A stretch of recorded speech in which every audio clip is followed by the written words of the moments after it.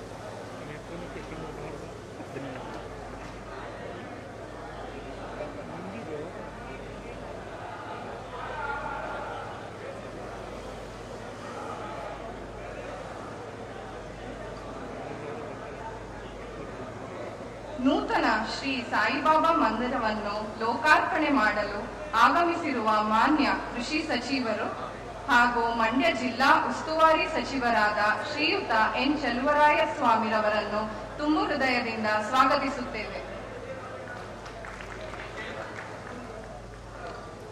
ಶಾಲಾ ಆಡಳಿತ ಕಚೇರಿ ಉದ್ಘಾಟಿಸಲು ಆಗಮಿಸಿರುವ ಮಳವಳ್ಳಿ ವಿಧಾನಸಭಾ ಕ್ಷೇತ್ರದ ಶಾಸಕರು ಹಾಗೂ ಪರಿಸರ ಮಾಲಿನ್ಯ ನಿಯಂತ್ರಣ ಮಂಡಳಿ ಅಧ್ಯಕ್ಷರಾದ ಶ್ರೀಯುತ ಪಿ.ಎಂ. ನರೇಂದ್ರ ಸ್ವಾಮಿ ಅವರಿಗೂ ಪ್ರೀತಿಯ ಸ್ವಾಗತವನ್ನು ಕೋರುತ್ತೇನೆ.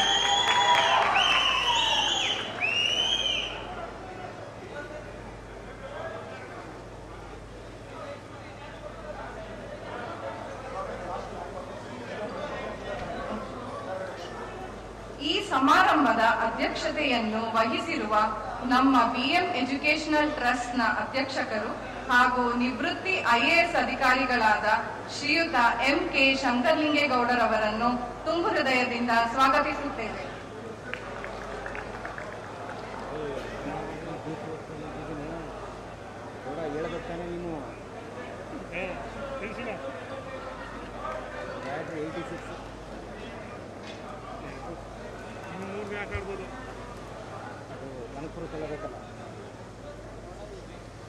ಮುಖ್ಯ ಅತಿಥಿಗಳಾಗಿ ಆಗಮಿಸಿದ್ದ ಚಾಮುಂಡೇಶ್ವರಿ ವಿಧಾನಸಭಾ ಕ್ಷೇತ್ರದ ಶಾಸಕರು ಹಾಗೂ ಮಾಜಿ ಸಚಿವರಾದ ಶ್ರೀಯುತ ಜಿ.ಟಿ. ದೇವೇಗೌಡರವರು ಈ ಕಾರ್ಯಕ್ರಮಕ್ಕೆ ಬಂದು ಶಾಲಾ ಕೊಠಡಿಯನ್ನು ಉದ್ಘಾಟಿಸಿ ಶುಭ ಕೋರಿ ತೆರಳಿದ್ದಾರೆ.